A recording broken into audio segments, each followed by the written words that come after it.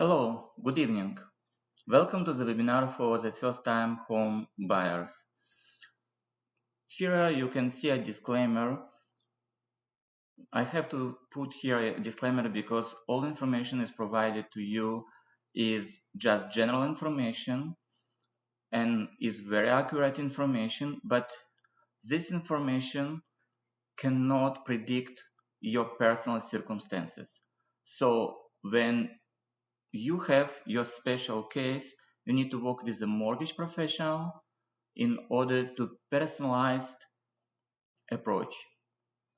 My name is Boris Sapozhnikov and I'm a mortgage professional, and I will be happy to help anyone with any mortgage questions or mortgage concerns.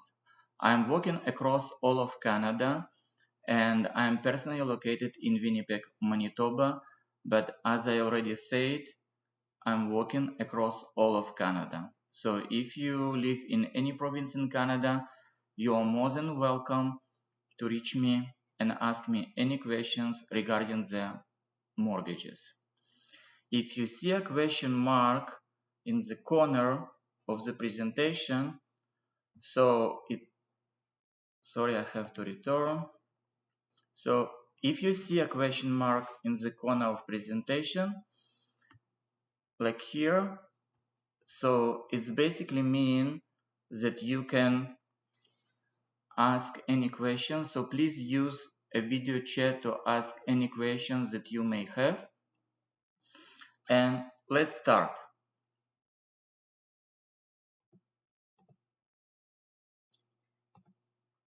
Okay, so who is a first-time home buyer? If you never purchased home in Canada, you are a first-time home buyer. If unfortunately you recently experienced a breakdown of marriage or common law partnership, you first-time home buyer.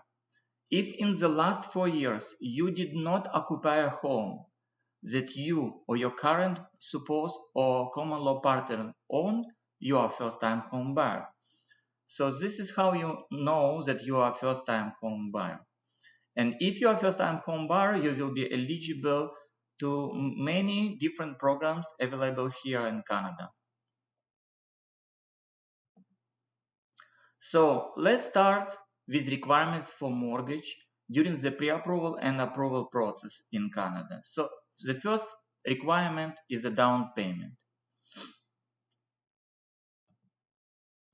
Again, I would like to encourage, if you have and can see a video like YouTube chat and you have any questions, please ask your questions. I will always make sure to double check if you have any questions and answer on all questions that you may have.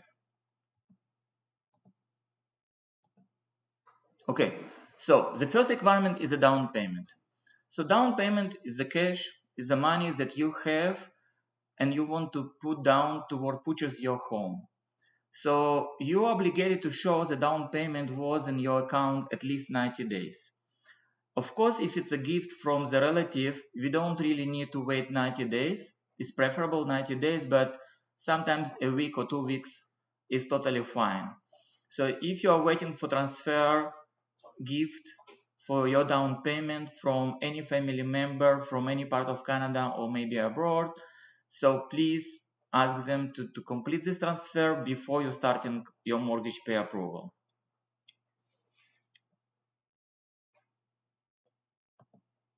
So minimum down payment or standard minimum down payment in Canada is 5%. So if your purchase price is under the $500,000, just 5% from the $500,000 or the portion of the $500,000. For example, from $200,000, 5% it will be $10,000. So if you're buying something for $200,000, you need $10,000 down payment.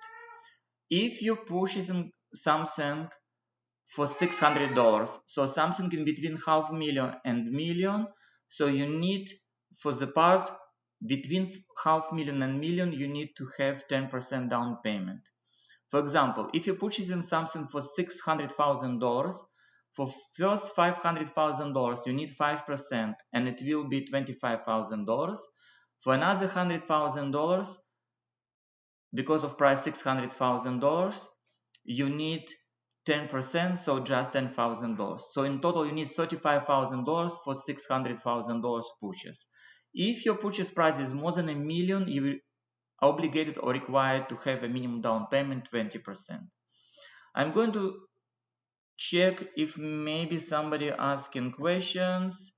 Okay, I don't see any questions at this moment. So again, if you see a mark or sign mark like question mark at the left corner of my page, I'm just signing you. Please ask questions if something not clear, and I will always stop to check if any questions around. If not, I just continue forward.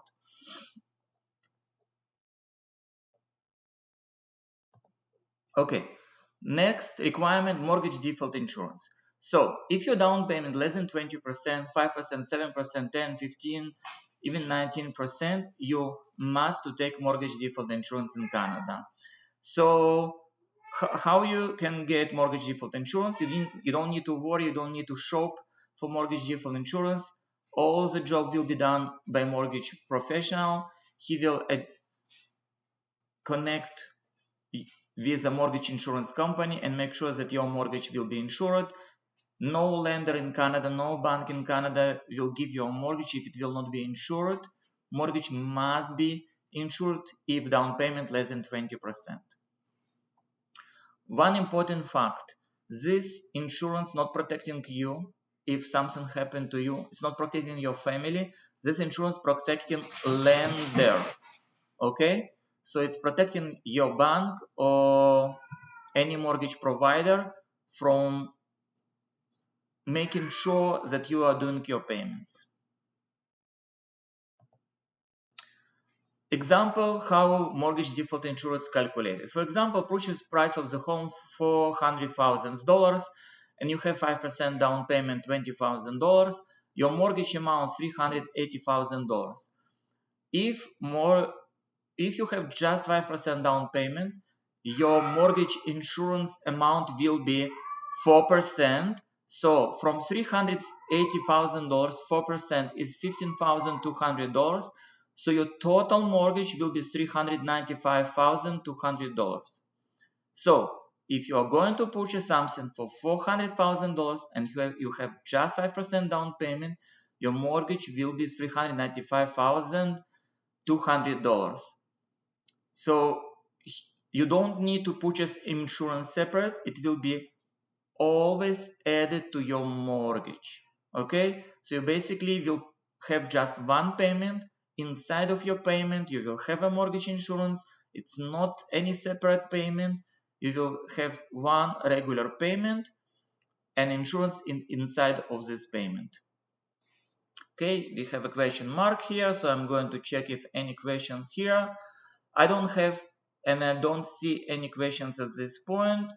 So great, we can continue. Again, don't worry, you can always look on this presentation again and again. The presentation will be recorded, so you can always will have access to this presentation. And I'm moving forward to the next section. So next section is about credit profile. So everyone should know what is his credit score and credit history. Why? Because based on credit score and history, lender building your mortgage. If your credit score too low, you will not be able to get a mortgage, except some exceptions still available. But let's speak about good situation when you have good credit score. So good credit score in Canada, it's 700 and more.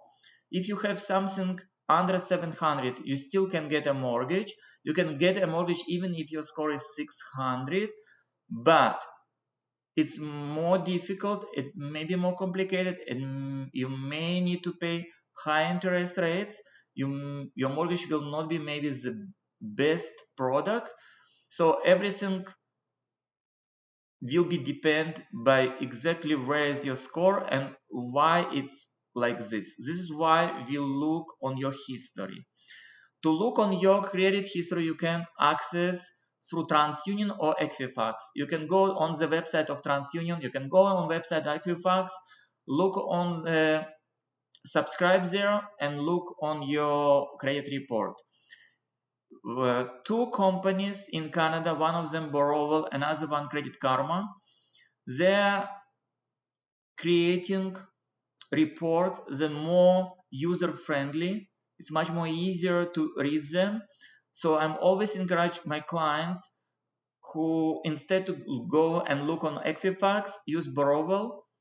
It's much more user-friendly. It's much more easier to read your credit history through Borrowal.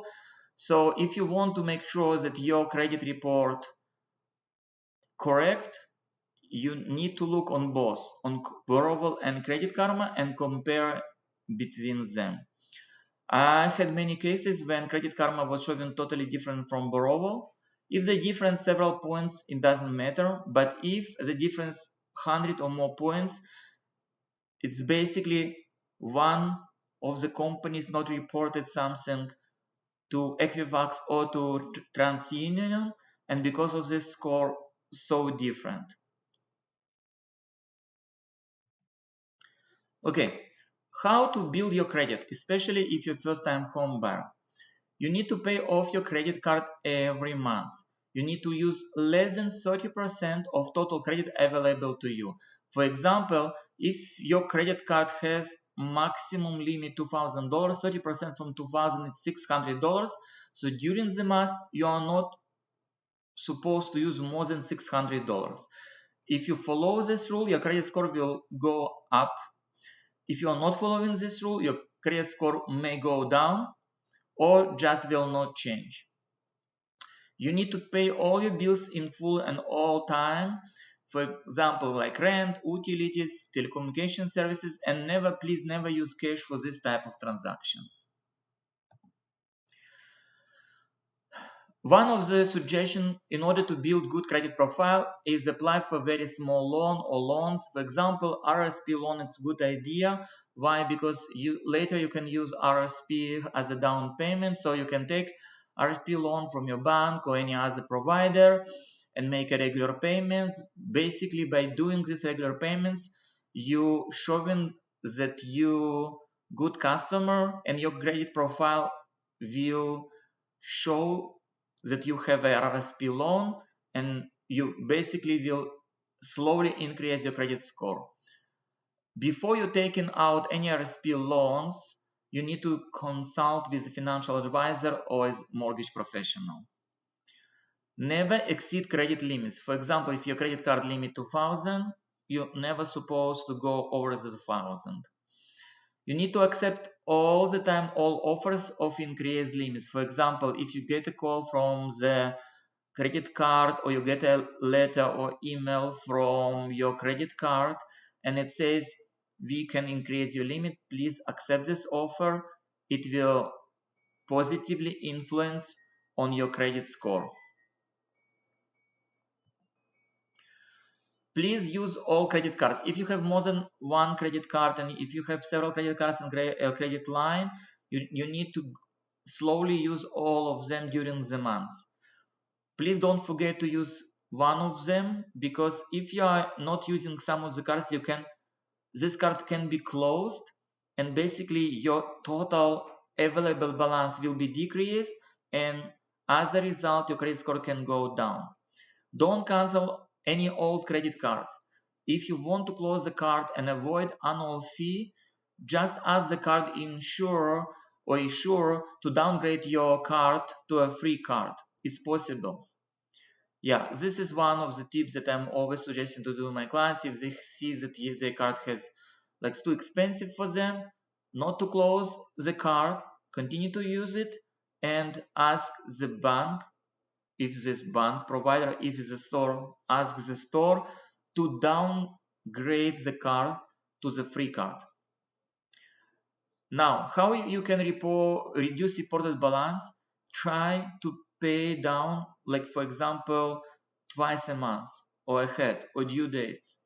Yeah, so if you can doing frequent payments, you decreasing your overall owing balance and you showing that you have a good credit. If you have any dispute items, please, I know many people starting to argue and are not paying. It's not a good. First you need to pay, and after you can argue. The reason, I saw many cases when people were arguing and it was sent to collection, and from collection it was reported to credit bureau, and people got very, very, very low credit score just because they were arguing about some payment. They were arguing about like $50 payment or $100 payment, and got credit score so low. As a result, they paid mortgage much more expensive because the interest rate was much more higher. So it's not worth it. It's better to pay any dispute items and after they argue your position. Now, if you don't have any credit history, how may it happen? You don't have credit card, you don't have anything. You never used any credits, you never open loan.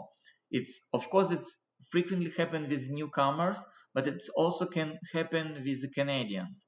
So sometimes if you don't have any credit, not bad credit, any credit, you can confirm that you in good standing by showing, for example, 12 months of your rent payments. You can also show that you pay your utilities on time, cable on time, childcare expense, and Netflix on time. Anything that have monthly payments, like insurance premiums on your car. All these documents, make sure that you have if you don't have any credit history or any credit score. This is called alternative method to show that you have a credit profile. Sometimes banks may require 6 months of your bank statements, summarizes of all transactions, usually for borrowers with down payment between 10% and 99, like 120%. If you are non-permanent resident, a letter or reference from the financial institution of your country of origin will be required. Okay, I will do a small pause because I spoke relatively fast and I want to check. Maybe I have several questions here. Okay, I don't see any questions here.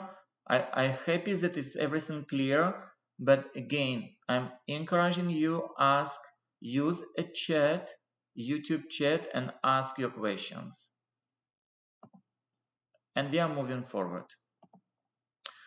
Income requirements. So we spoke about down payment, now about the income. Income very important, and if you're salaried employer, it's really easy to prove that you have income. You show 2, sometimes 4 pay stubs, you show job letter from your employer, done. You don't really need too many papers. If your salary change, why? Because you have bonuses, or because you maybe worked less certain days. Some, in these scenarios, T1 generals or notice of assessment from CRA for 2 years may be required. Again, 2 for pay stubs, job letter, and in addition to this, no notice of assessment from CRA. Every time that you're doing taxes, you have notice of assessments, and you can download from CRA website or ask them to mail it to you. In this document, it's clearly state how much you made in the year. Sometimes to show what you made in the year is better than what you actually made on pay stub, because you may have some bonuses. If you have these bonuses 2 years in a row, it's preferable to use this notice of assessment. If you commission based, like for example, you're real estate agent or you're mortgage broker, you need more paper to show. You need to show 2 T1 generals, notice of assessment. Of course, during the 2 years, you should show statement of business activities and job letter.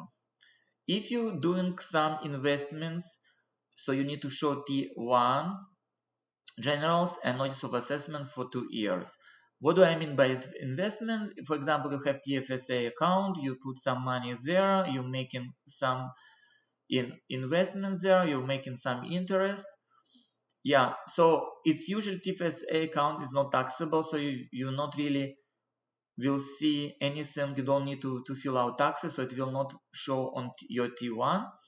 But if you have special investment on non-registered accounts, it definitely will be in your T1. I don't want to speak too much about business, sole proprietor, and business incorporated. Much more paperwork required if you're business owner or you incorporated business owner.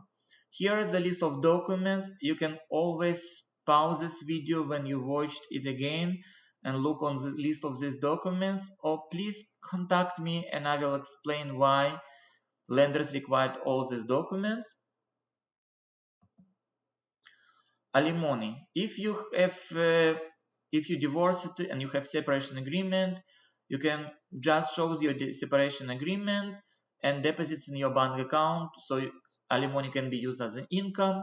If you have children, so you are getting Canada Child Benefits, it's usually for children under 15 years old, so you can use it as an income. If you on maternity leave, like many cases, people are not working, saying I am mom at home, but if you left and you're on maternity leave and you have employment letters that clearly stating when you leave, when you have a date when you come back to work, you can show pay stubs before and ROI, record of your employment. It can be used as an income. Yeah, I maybe surprise some, but it's people sometimes believe, oh, if my wife on maternity leave, so she basically doesn't have income. She actually has income if she is on maternity leave. Now I want to speak about the stress test. Okay, so basically when we have an income, we need to know if we can use this income and for the mortgage. Is it enough for the mortgage that I am dreaming? So we have a mortgage stress test. Today, Bank of Canada qualifying rate is 5.25 or whatever offer your lender plus 2%. For example, if you are going to apply for the fixed rate mortgage and let's say bank said, okay, I'm giving you 3.75 interest rate. So 3.75 plus 2, it's 5.75.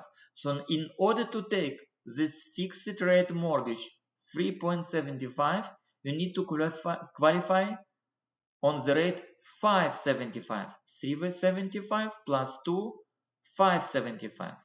But if you take variable rate that today is 2.2, so 2.2 plus 2 is 4.2, it's under 5.25, so you basically will be qualified by 5.25. This is the reason why in today's market a lot of many mortgage brokers suggesting apply for variable rate mortgages, because if you need more mortgage amount from your income, you need to qualify for low qualifying rate. So if you have variable rate, you can go with 5.25. If you need to go with a fixed rate, you need to be able to qualify for higher. I want to show some examples here.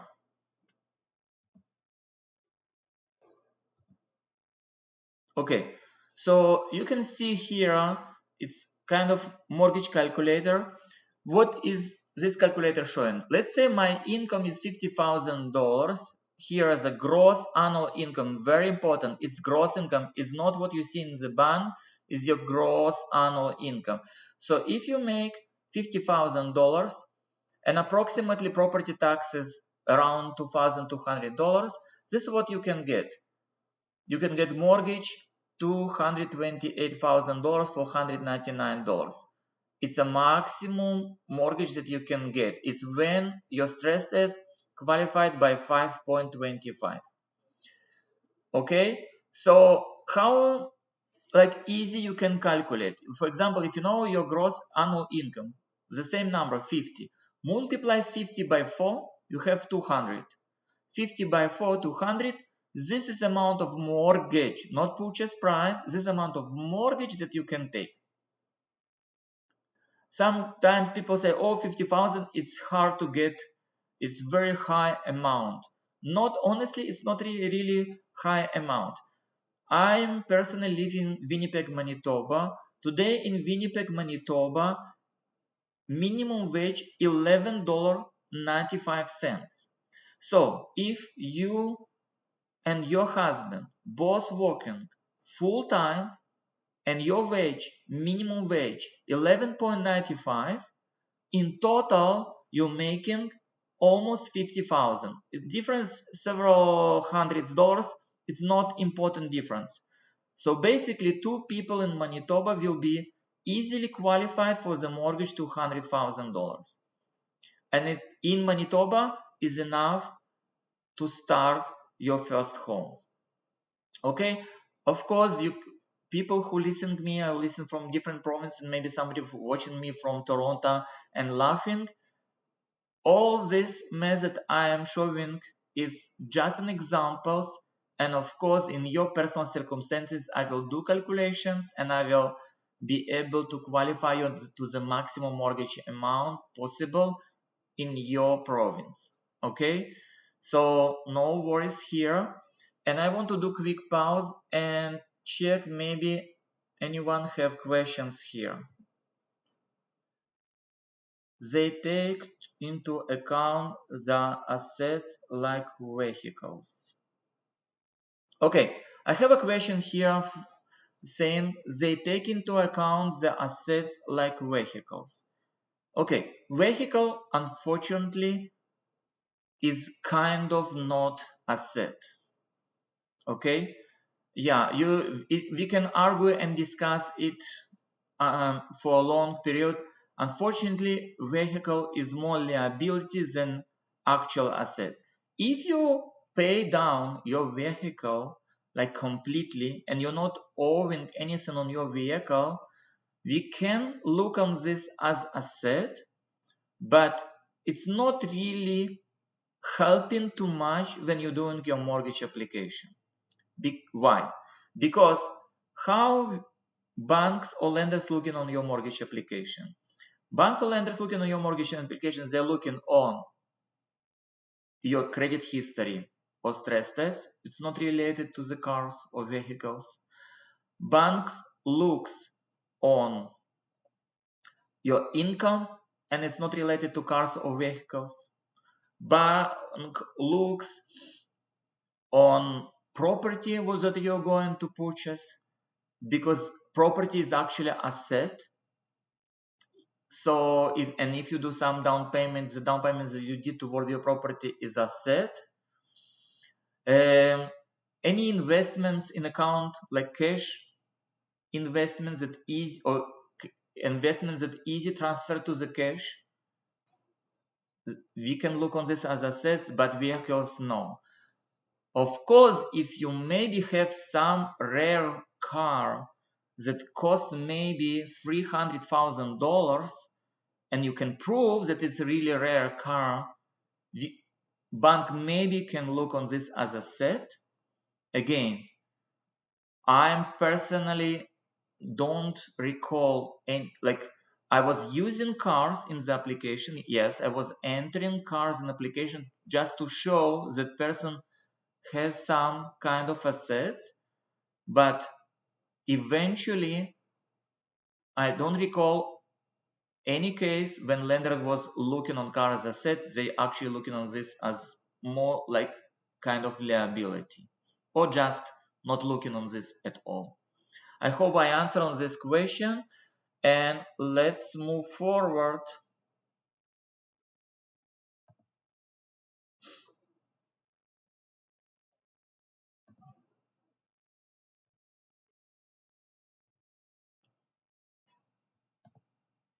Closing costs. Okay, so we spoke about down payment.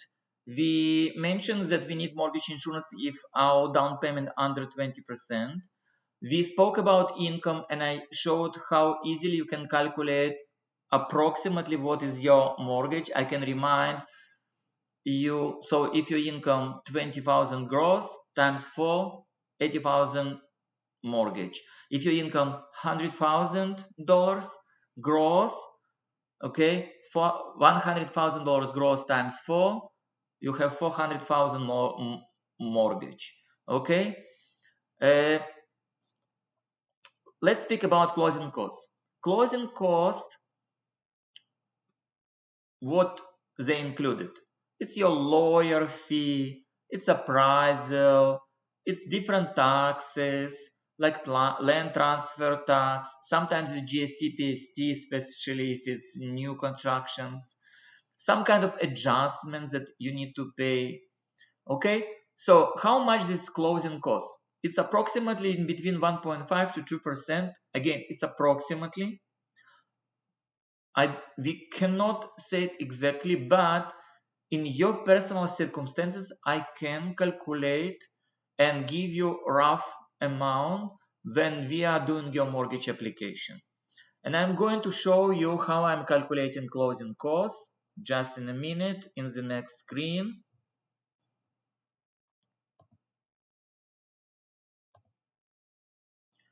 Okay, I'm going to use this mortgage calculator.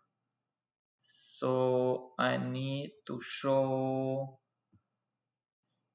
closing costs. Okay, again, this example is for Manitoba, but I can easily show you different examples on different provinces. Let's say the same family, gross income $50,000. They decided to take out mortgage $200,000. They purchase a home around $200,000. This is what will be the approximate estimated cost. You can see here it's approximately 1.72%, $3,450 in total. This is how much money they approximately need to purchase the property. From this amount, $1,650 is land transfer tax in Manitoba. I will show you in a minute that other provinces have different land transfer taxes. Appraisal $300. Sometimes you need to pay for appraisal. Appraisal, what they are doing, they checking the price of the house. And final adjustment, it's something that sometimes you need to pay because you need to show differences in heating or from the previous owner or any other adjustments that you may need to pay. Okay, you can see that I didn't include here home inspection. If you need home inspection or you want to do home inspection, it's not mandatory, but if you want, you can add it here and calculate your actual expenses. I want to show different provinces land transfer tax. So again, Manitoba for 200,000 you will pay $1,650. But if you, for example, in British Columbia, you will not pay anything. A reason why? Because actual tax is $2,000, but if you live in British Columbia, you get first-time home buyer, you can get rebate. So you are lucky in British Columbia, you don't need to pay any land transfer taxes. Again, it's for properties under $500,000. If you live in Alberta, for example, for the same property, land transfer tax is only $180. People who live right now in Manitoba may be thinking, okay, I need to move to Alberta. Why? Because why should pay almost 1,600 something or 1,600 if somebody paid just 180 for the same property? Yeah, this is, but for example, people who live in New Brunswick, they pay even more, $2,000 land transfer cost, no rebate here. Okay, so again, it doesn't matter for me in what province you live. I will be more than happy to help you and calculate all your costs. Okay, I just checking our chat. I don't see any questions right now. Okay, so if you have in the future any questions, please don't hesitate, ask your questions.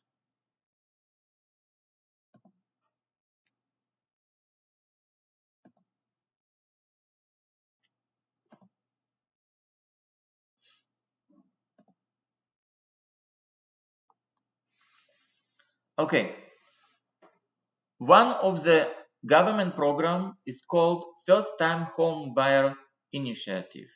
So how it works? You, for example, have 5% down payment. Government can help you and give you another 5% for the old property, or even 10% if you purchase a new property. And you don't need to pay this money back until you sell, or if you already live more than 25 years in the same property.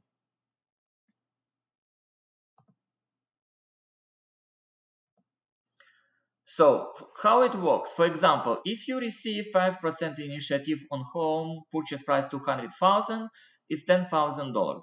If your home value increased, and when you sell your home is already not 200,000, 300,000, you will need to return to the government instead 10,000, 15,000. But if your home value decreases in, let's say, collapse, and your home cost instead 200,000 just 100,000, so instead you're borrowing 10,000, but you need to return just 5,000. So government take risk together with you. Okay, when they're lending you money, they're risking exactly the same as you are risking. What is the requirement? So in order to qualify, your annual income should be under $120,000, and your total borrowing is no more than 4 times your qualifying income. Remember, I said how to calculate your mortgage amount. Calculate is based times 4. This is very simple. Let's say you have total gross income of your family $70,000. 70 times 4, $280,000. It's completely fine. 70,000 is under 120,000. So 70 times 4, 280,000. This is what you borrowing. This is your mortgage. This is not your actual price of your home. 280,000 if you're borrowing, government will help and give you another 5%. So you will give 5%, government also will give you 5%. Again, how you get this program? Very easy. You need to be first-time home buyer, and this all about first-time home buyers. Now, if you live in Toronto, Vancouver, or Victoria Census metropolitan areas, you're allowed to have income up to 150, and instead of 4 times, you need to multiply 4.5. So, for example, if your income $100,000 times 4.5, it will be $450,000. If your mortgage $450,000 in these areas, you can get 5% from the government that may help with this program. Okay, I will pause again. I will check if any questions right here. Okay, I don't see any questions. No worries. Again, if you have any questions about any of these programs and you don't want to ask right now, no worries. Give me a call or send me a message, and I will be happy to answer these questions through the message.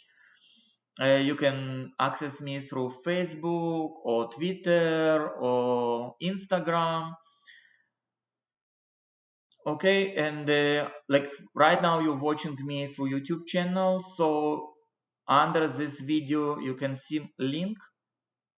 It's Linktree link. You can click on this link and you will get access to me. Like you can ask questions or whatever you need.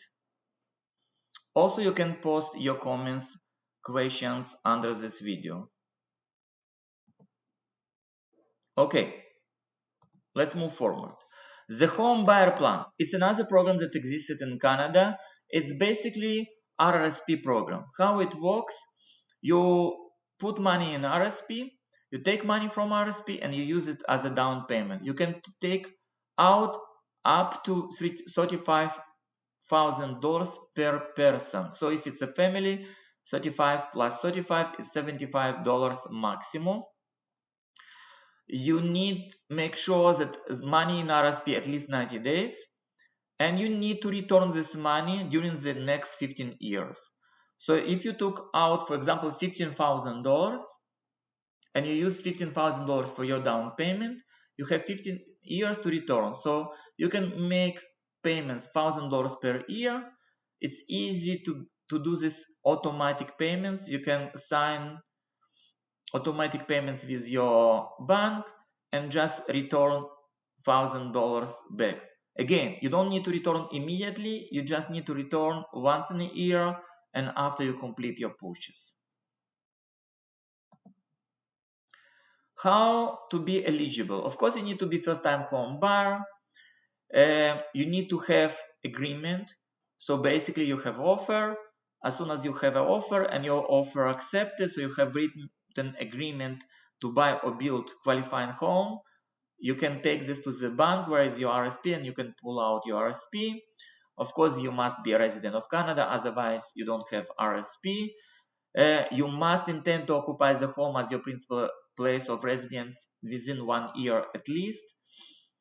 If you previously used this program because of previous marriage or anything like this, and on this current year your age home buyer's balance is 0, you can participate again.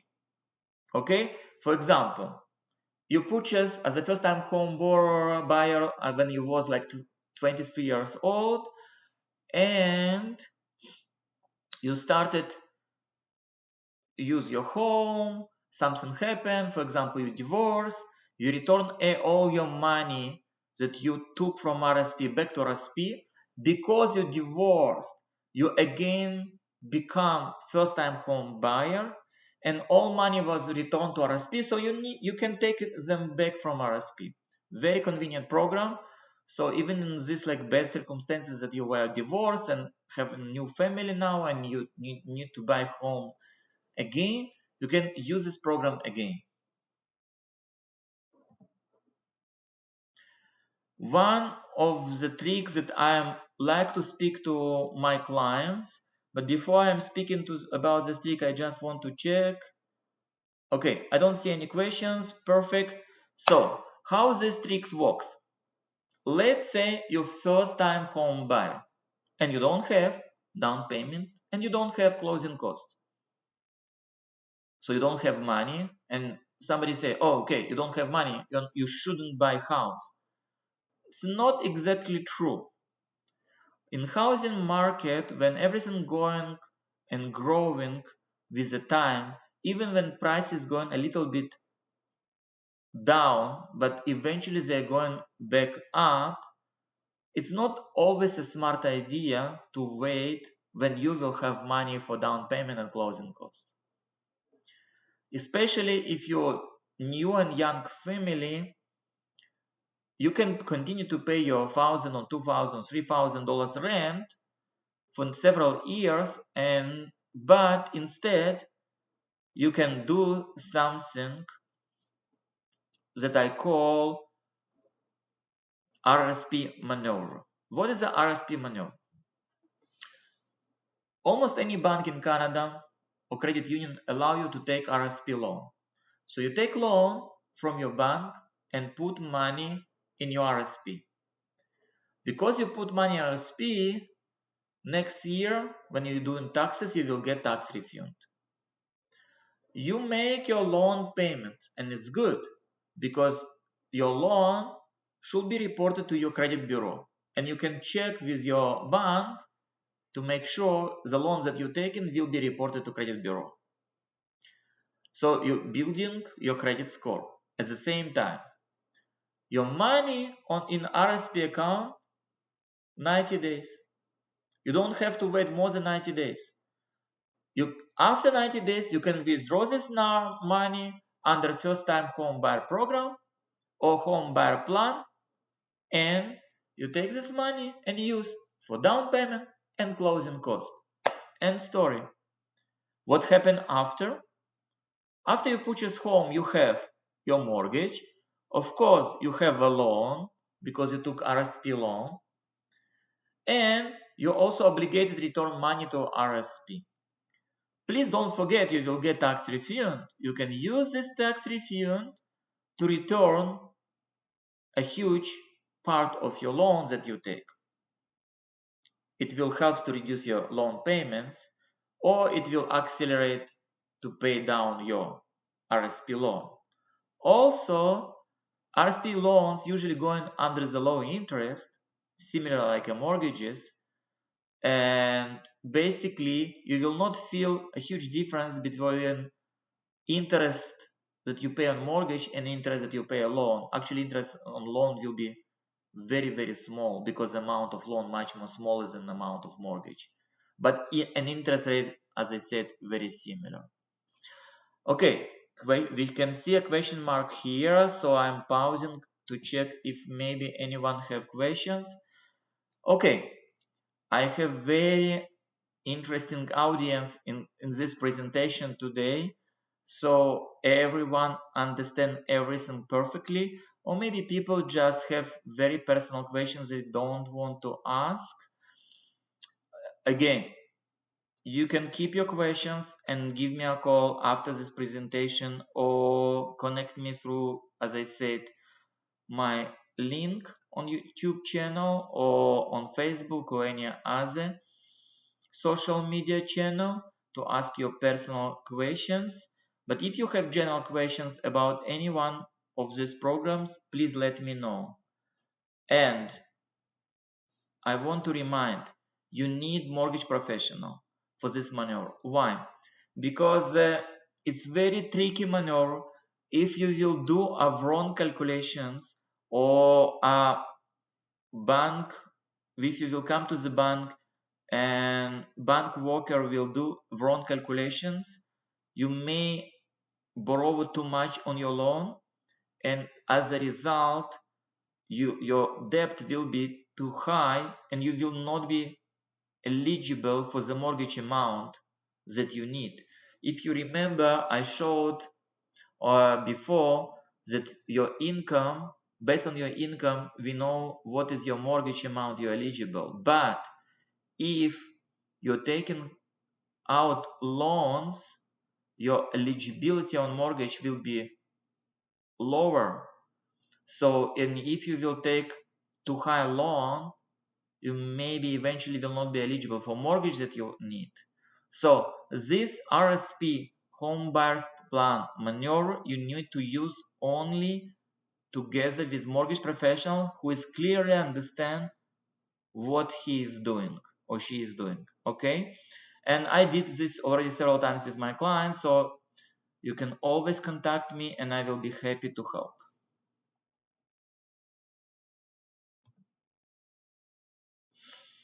First time home buyers tax credit. Recently government changed this and now you're eligible for bigger amount. So when you first time home buyer, you can get non-refundable credit. When you purchase your home, you can claim up to 10,000 from the year that you purchase a home. So if you purchase a home in this year 2022, you can claim up to $10,000. And of course, if you two buying the home who has more income should claim this. Tax rate on this non-refundable tax credit rate is 15%. So you claim 10,000 and you will get back $1,500. It's a nice amount of money that you can use again to pay back your RSP loan, or to pay or use for your home expenses, like maybe to buy new furniture or anything like this. Some people say, oh, it's a very small amount. No, it's not a small, it's very nice amount that really helpful, especially for first-time home buyers. New account, the tax-free first home savings account, or FHSA, first home savings account. This account is not exist yet, but if you are going to purchase your home next year, 2023, this is what you need to expect. So if your first time home buyer is 18 plus and you contributed money on this FHSA tax deductible account, it works like RSP. So any money that you contribute to this account, it's tax deductible, so you can get tax refund. Maximum contribution in this account, $8,000 per year, and you can continue contribute 5 consistent years, so up to 40,000 overall. Interest earned on this FHSA account is tax-free, or everything that you make over this is yours and is tax-free. You can use it everything toward purchase your new home. It's much bigger amount than you can get on RSP. FHSA withdrawals will not be repaid. Remember RSP program or home buyers program? You need to return during the 15 years. You need to return everything that you took from RSP. You need to return to RSP. You don't need to return anything to this FHSA account. Now, you have 15 years to buy a home using this account. Let's say you decided not to buy a home using this account. You can transfer money to your RSP or RRIF account. You don't pay any taxes when you transfer money between accounts.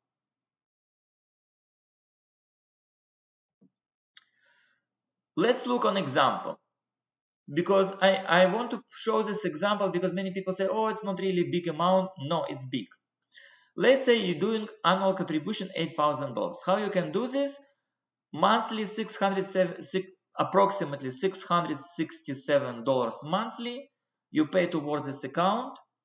Okay, now if your income around $58,000 in Canada, you will get tax refund approximately around $2,000. This $2,000 that you will get as tax refund, you can put back to your first home saving accounts. So basically, you can create a big amount of money. For example, you put 8,000, okay, and under FHSA account, and let's say you put just in cash account, because you're making $58,000 yearly as income, you will get 2,000 refund. 8,000 plus 2,000, in total you have $10,000 plus interest that you make on this account. Now, because this $2,000 you can reinvest back in your account, so next year you don't need to put 8,000, you need to put just 6,000. And if you need to put 6,000 instead to put 667 monthly, you can put 500 monthly. And the same the next year, and the same the next year, and the same the next year. Just an example, if you invest 8,000 in GIC is the papers that have low interest, 2.5 interest return per year. It's very small interest, and you are eligible in this account to invest anywhere, even under 6, 7, 10%. Of course, if interest higher, your risk is higher. You have some risk to lose money. In this GIC account, you don't have, your risk is very low to lose money. So basically, in total, after the first year, you have $10,200, as I already said. In 5 years, you can easily have approximately $42,000. So even with this low interest rate, 2.5, in 5 years, you can save $42,000 and use it as down payment. It's much more bigger than amount that you're allowed to take from RSP. Okay, question mark here. I want to look if maybe people have questions. Okay, question. Where we apply for the first time buyer? When we are applying with the bank or you apply with CRA? Okay, I hope I understand this question.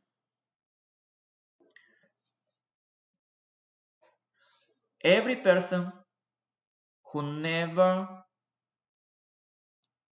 purchased home automatically first time home buyer. You don't need to apply anywhere in Canada to get kind of certificate, oh, I'm first-time home buyer. You don't need to go to CRA and ask for the paper, oh, I am first-time home buyer. So basically, when you applying for a mortgage, one way is of course to go to the bank, your bank, and bank will give you a mortgage. Many people, especially first-time home buyers, taking their first mortgages from their banks where they currently or from the credit unions. I can say you a said true. Banks and credit unions using this because they know that you already their clients and you as their clients expect from them that they will do the best for you. Unfortunately, they acting opposite because you already their customer. You in main like in 99% scenarios, what I saw from my experience, if you're at the same bank and at the same bank you take a mortgage, usually this mortgage much more expensive than if you will take this mortgage in the any other bank. Now, to shop for a mortgage, go from the bank to the bank, from the bank to the bank. You can go like hundreds of miles before you will actually find something. One more thing, a lot of mortgage lenders don't have even buildings in Canada. Yeah, unfortunately, many lenders in Canada, they just providing mortgages, they have website, and they're not really giving mortgage to people who apply to them, only through mortgage brokers. So basically, if you're first time home buyer, one, you don't need to provide any proof that you're first time home buyer. If you never purchase a home in Canada, you're a first time home buyer. If you never had a home, you're a first time home buyer. If you recently divorced or separated from previous relationship, you're first time home buyer. So it's automatically, you don't need to provide any paper or proof or apply for this. Computers will automatically show this. And if you're working with a mortgage professional like myself, what we are doing when we take in your application, we are looking on every point that I just spoke, and we are looking for the best mortgage in the market that will fit all these requirements. Now, if your requirements is perfect, we can shop everywhere. We can bring you mortgage from Quebec to Manitoba. We can bring you mortgage from Manitoba to Quebec. We can get you mortgage anywhere in Canada, in any place, if you match all requirements, and we can get you the cheapest mortgage, that the mortgage even that not advertised. Why? Because we have access to multiple lenders. We are not working for the lender. Mortgage specialist who works for the bank works for the bank. RBC mortgage specialist works for RBC. He will serve interest RBC. Mortgage specialist working in Scotia works in Scotia, serve interest of Scotia. Mortgage suggest you Scotia. Mortgage specialist from Scotia will never suggest you to go to RBC or credit union. A specialist from credit union never will recommend you anything from any other bank. When you work in with mortgage professional like myself, I will never suggest you any lender. I will take your application and I will give you the cheapest for you and the best solution for your needs for the period that you need, and I'm not serving anyone interest, not my interest, not lender's interest. Why? Because I will be paid anyway by lender. Lender anyway will pay me, so I don't have any interest to do your mortgage this way or another way. I will do what is the best for you. And this is how every mortgage professional should work. Okay, I hope I answered the question. If not, you can try to ask me again. And let's speak about B lenders. In certain circumstances, unfortunately, we cannot get a mortgage. Why? Problem with the credit scores. Or we have somebody who lives in the home and contributing to the my income. Okay? Like contributor. Or maybe I have a room and somebody on board in this room, some kind of student, and he has an income and I can use this income. But if I am going to the standard lender, it will never will consider as an income. So who can help? B lender. So if my credit score is lower than 600, I can get mortgage through the B lender. Only one, like I will say two things why sometimes it's difficult to work with B lenders, or sometimes people prefer not to work with B lenders. If you need 20% down payment, or saved, or through RRSP, or whenever. Okay, so you need money in your RSP, and it should be, or in any account, it should be at 20%. In addition to 20% down payment, because this lender flexible to your income, because this lender is flexible to what your debts, because this lender is flexible regarding maybe even amortization period, because standard amortization period is 25 years. Sometimes with down payment 20% you can get 30 years, but with B lenders you can get even 35 years amortization. Why it's good to have so long amortization? You decrease your monthly payments, and for many people it's important to pay smaller monthly payments, and you can do this with B lenders. So one thing that you need to remember, if you're looking for alternative lender, you need 20% down payment and you need to pay fee, and fee usually around 1%.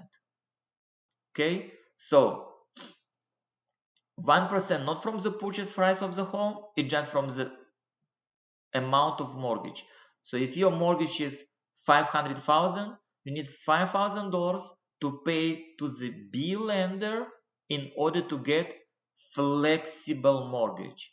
Mortgage that will allow you to borrow more, much more than you usually can borrow. As we saw before, approximately standard income times 4, this is what you can borrow. But if you want to borrow not times 4, times 5, and maybe times 5.5, you can with a B lender. Okay, so we have a question mark here. I will look maybe some questions here. I don't see any questions. It's totally fine. If everything clear, I will move forward. Rates, rates, rates. So everyone thinking, what eventually I will pay monthly for my mortgage? Because right now, if I'm first-time home buyer, I live or with my family or I'm renting. So if I move from renting to be owner of the home, I want to understand if I can afford it. Okay, Boris will calculate all mortgage on all options. He will do his job. It's not a problem. But here is another question, is much more important question. Can I afford this? Like myself. And interest rates play here a very important role. Because if I am taking standard mortgage with lower interest rate, my monthly payments will be lower. Okay? So what factors that determine what will be my interest rate. If I will start shop early, so time, this is one factor. Because if you shop early and you use mortgage broker, he will have enough time to look on different rate options and send you application where is the best option for you. For example, one of the lenders that I'm working have variable rate. Variable rate, as I already said, is around 2.2, 2.3, 2.4, much more lower than average rate in the banks, around 3.7. So, but you can say, okay, but it's variable rate. This rate will go up with the time. Yes, rate can go up with the time.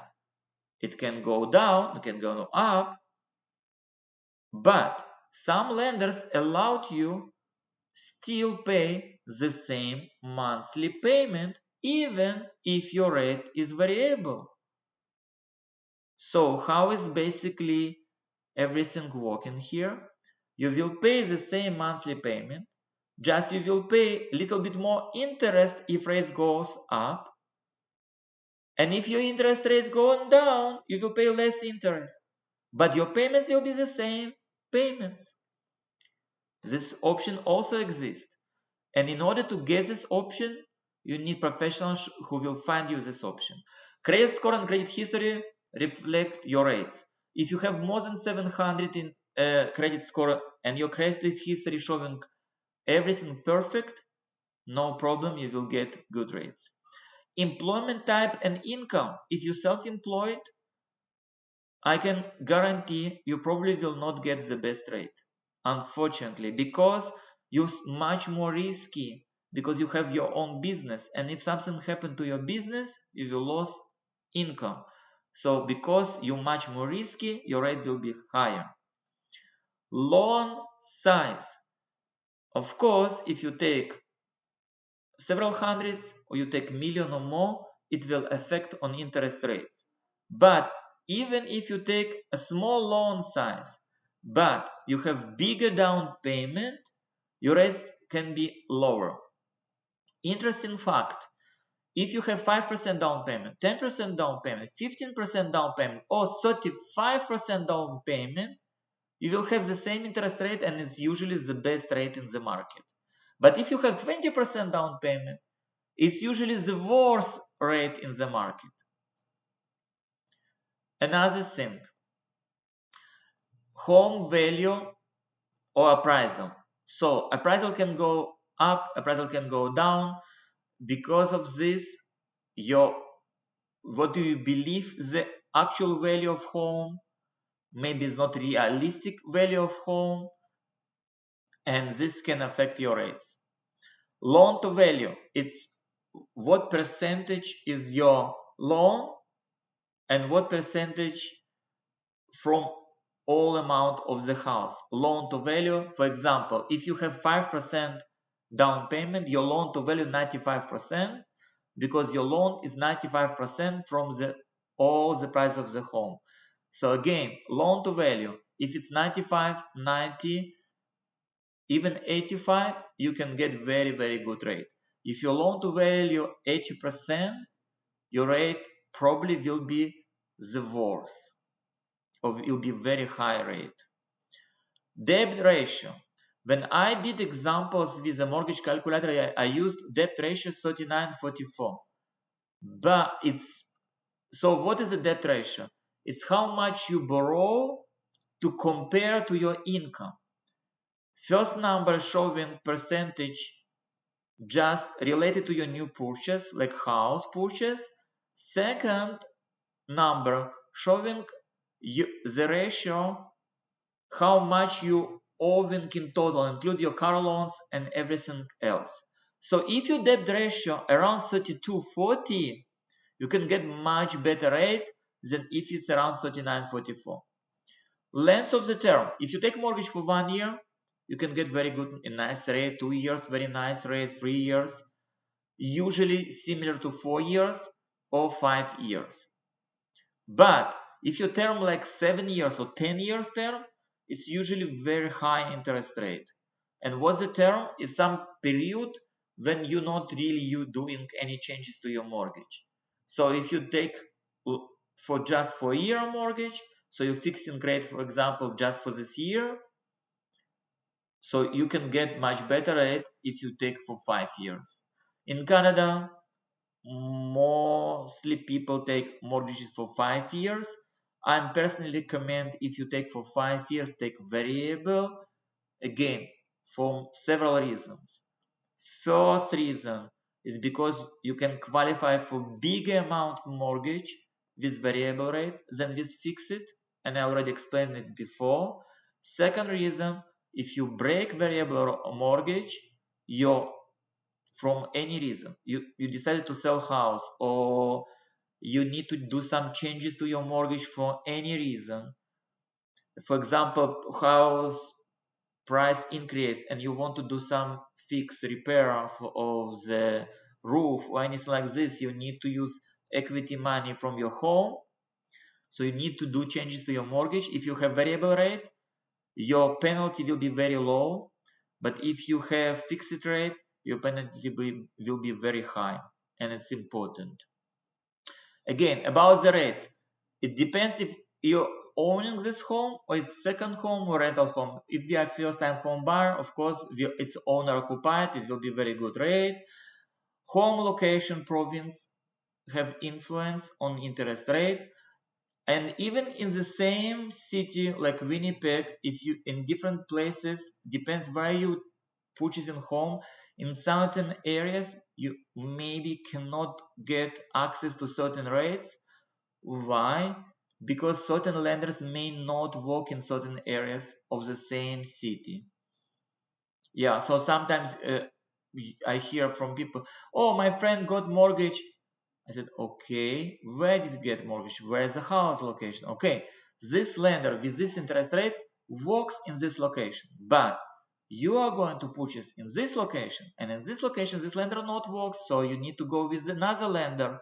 And this is why it's very important to work with mortgage professional, because sometimes, as I saw, when people were ready, pre-approved through the bank, went for shopping, purchasing home, oops, bank doesn't want to provide mortgage because they don't want to lend in this area. Yeah, it may happen, so please work with mortgage professional. If he will make sure that you will have lender that works where you're going to buy. Loan type. If you take, for example, advanceable mortgage, interest rates will be different. Again, first-time home buyers usually take standard mortgages, so their rates kind of similar. And the most interesting part, availability to buy down the interest rate. If you go to your bank or your credit union, your mortgage specialist will give you a rate that currently they have on discount, or the best rate that they can give. And that's it. So basically, when you go to mortgage specialist, you will get the rate or available rate. So you may be wondering, okay, this is rate, what is available? So I got the best available rate. Not completely true.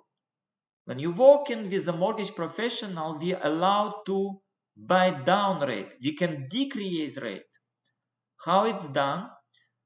I am going to the bank and saying, I have a client, here is the data, here is his eligibility, his application is perfect, I want to get better rate than you actually have. And lender can say yes. In a lot of scenarios they say yes. They agree to give a better rate to mortgage professional. Why? Because sometimes mortgage professional using their compensation to get your better rate. Mortgage specialist will never do it for you. Why? Because they don't have this access. They don't have this option. They're salaried employees. So, and they have standard compensations. So what is mortgage professionals doing?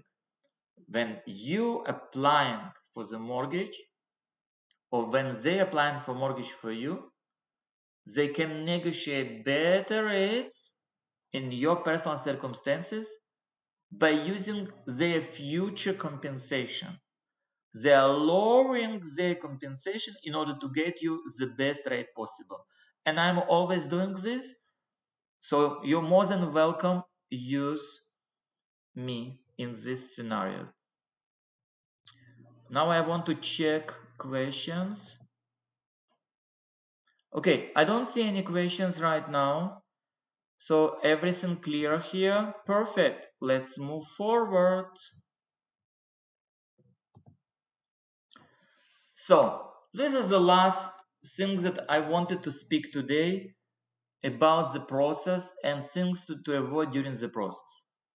So if you're taking out other loans or borrow from line of credit, you need to speak to your mortgage professional because only your mortgage professional can calculate if it's possible. In general, don't take it at all, but sometimes you need to take it in order to create closing costs or create or add to your down payment. So doing this on your own, it can be very risky and you can lose opportunity to get a mortgage. Please don't carry any credit card debts. I saw many applicants that didn't have debts or they have debts. Every debt that you have on credit card, and if you're doing only minimum payments from your credit card, it will consider as a debt, and basically you will be still eligible for mortgage, but for much less amount that you potentially can get. Using cash. Please avoid to use cash. Why? Because it's better to have history, documented history, how you're using your money, just in case. Please don't fall behind any bills. Pay all your bills on time. Please don't max your credit cards. Make sure your credit cards you use maximum 30% of your total credit. Again, I provide examples before. Please don't switch jobs in the last minute, because if you switch job, we will need to wait another 3 months until you will get through probation and will get a permanent letter. And if this employer not given permanent letter, sometimes you need to wait 4 months, 5 months, 6 months. So you will not be eligible for mortgage. So please don't switch jobs. This is basically everything. I went through all main points on this presentation. I'm going to look again and check if I have any questions on chat. I don't see any questions right now. So I will wait several seconds. Maybe anyone want to type his question. Again, if you feel that your question is too personal, please contact and I will be able to help you. What's the ways to contact me? The most easiest way, under this YouTube presentation, in the description area, you can find a link to my profile. You can click on this link and you will get access to my Facebook profile, to my YouTube profile, to my Twitter profile, and you can reach me very easily through the email or website from where you want. Thank you very much for everyone who participated in this presentation, and